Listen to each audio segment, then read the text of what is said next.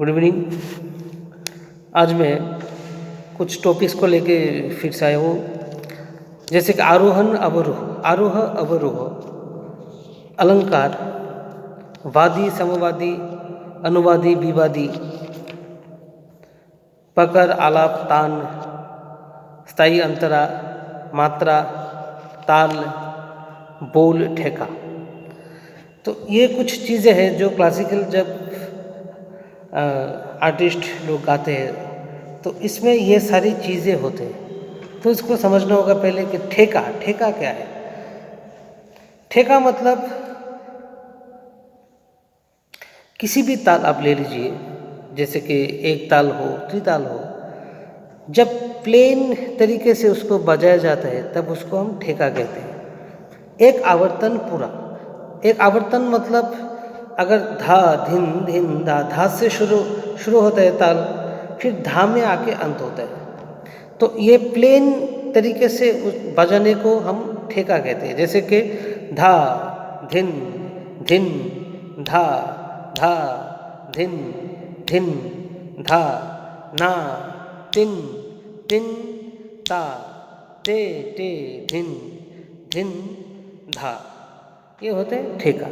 ये ताल के ऊपर डिपेंड करता है। अब अगर ये त्रिताल है, एक ताल में जैसे कि धिन धिन धा गे ते डे के टे तुन ना कत ता धा गे ते डे के टे धिन ना ना धिन। दादरा में धा धी ना ना ती ना धा। रूपक में ती ती ना धी ना धी ना ती ती ना धी ना धी ना धी। तो ये होते हैं ठेका। बोल किसको हम कहते हैं? बोल जैसे कि हम गाने में जो सरगम है, सा रे गा मा पा धा नि सा, इसको हम गाने में सरगम कहते हैं। ठीक उस तरह तबले का जो बोल, तबले का जो शब्द है, जैसे कि धा धी ना ती ना नग धी ना, धुमा तिटे कता गधी के ने धा कत, तो ये जो है वो उसको हम बोल कहते हैं। तबले के जो भाषा है उसको हम, जो शब्द है, जो ताल में जो शब्द यूज होते हैं उनको हम बोल कहते हैं। फिर मात्रा, मात्रा एक एक ताल में एक एक मात्रा होता है। जैसे कि त्रिताल में 16 मात्रा होते हैं, फिर दादरा में 6 मात्रा, फिर एक ताल में 12 मात्रा। तो जैसे कि धा धी ना, धा धी ना ती ना धी ना धा, धा धी ना ती ना। 6 मात्रा, 6 मात्रा कौन सा ताल में? दादरा ताल में। त्रिताल ले लीजिए, धा धिन धिन धा, धा धिन धिन धा, ना तिन तिन ता ते टे धिन धिन धा धा। ये 16 मात्रा का है त्रिताल। तो मात्रा, ताल का जो बोल है उस बोल को हम मात्रा कहते हैं। अभी कितने मात्रे का एक ताल है वो ताल के ऊपर डिपेंड करता है। एक ताल 12 मात्रा का, त्रिताल 16 मात्रा का, रूपक ताल है ती ती ना धी ना 7 मात्रे का। तो ये होता है मात्रा। फिर मैं आ रहा हूँ रिदम। रिदम के बारे में पहले बोल चुका था कि गाने में जब गाना शुरू होता है तब स्पीड को मेंटेन करने का नाम ही रिदम है। रिदम बेसिकली 3 प्रकार का होता है, जैसे कि मध्यम, विलंबित, मध्यम और द्रुत। फिर आ रहा हूँ स्थायी अंतरा में। स्थायी गाने का जो क्लासिकल में जो ख्याल होते हैं, ख्याल जो है वो 2 टाइप्स का होता है। जैसे कि टाइप्स नहीं, 2 अंश रहते हैं उस ख्याल में। पहला वाला जो अंश है उसको हम स्थायी कहते हैं, सेकंड वाला जो अंश है उसको हम अंतरा कहते हैं। तो ये स्थायी अंतरा। फिर तान दरअसल सरगम को लेकर हम लोग तान करते हैं। सरगम को फर्स्ट गाने का नाम ही तान है। जैसे कि पा मा गा, जैसे कि गा रे गा मा नी धा मा पा नी धा नी सा धा नी धा पा, गा रे गा मा धा पा मा पा गा रे गा मा रे गा रे सा। इसको हम फर्स्ट गाएंगे। जैसे कि गा रे गा मा नी धा मा पा नी धा नी सा धा नी धा पा गा रे गा मा धा पा मा पा गा रे गा मा रे गा रे सा। तो ये हो गया तान। अब इसको हम आ में कहेंगे, आ,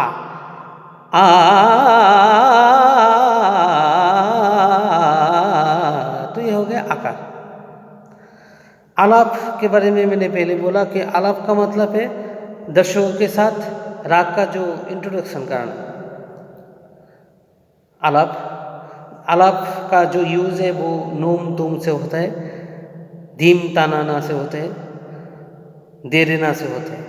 तो इस तरह से ये जो शब्द है उससे आलाप किया जाता है। पकड़, पकड़ को बोलने से पहले आना होगा आरोहण अवरोहण पकड़। आरोहण तो मैंने पहले बोला कि सांस से ऊपर में जाने का जो प्रोसेस है उसको आरोहण कहते हैं, ऊपर से नीचे आने का जो प्रोसेस है उसको अवरोहण कहते हैं। और पकड़ है जो कुछ स्वर्स को लेके, कुछ टून्स को लेके संक्षिप्त में राग को समझाया जाता है, उसको हम पकड़ कहते हैं।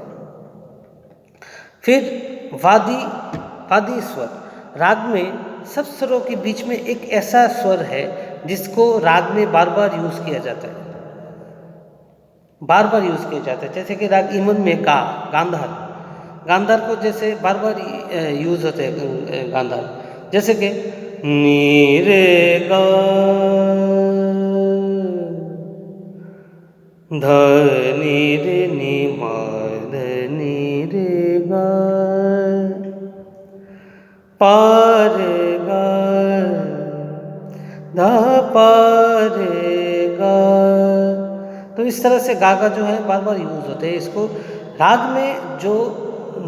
राग में जितने सारे नोट्स हो उसमें से जो नोट बार बार यूज होते हैं उसको हम वादी टोन कहते हैं। और वादी टोन से कुछ कम यूज होते हैं ऐसे टोन को हम समवादी कहते हैं। और जो वादी और समवादी को छोड़ के बाकी जितने भी स्वर है उसको हम अनुवादी कहते हैं। और विवादी एक ऐसा स्वर है जो राग में नहीं होता, सिर्फ राग का जो सौंदर्य है उसको बढ़ाने के लिए हम ले आते हैं और 1 से 2 बार तक इसका यूज़ करते हैं, इससे ज़्यादा नहीं। तो उसको हम विवादी स्वर कहते हैं। और लास्ट में है अलंकार। अलंकार मतलब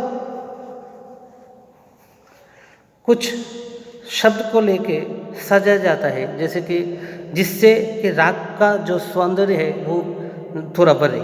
जैसे कि पा रे गा मा रे गा सा नी रे मा मा ध नी पा रे मा ध मा रे गा सा। ये हो गया राग ईमन में एक अलंकार। नी रे गा पा पा मा रे गा नी रे पा मा पा, ये ईमन का अलंकार है। तो अलंकार से राग का जो सौंदर्य है वो और ज़्यादा बढ़ जाता है। तो ये हुआ अलंकार। आज बस इतना ही।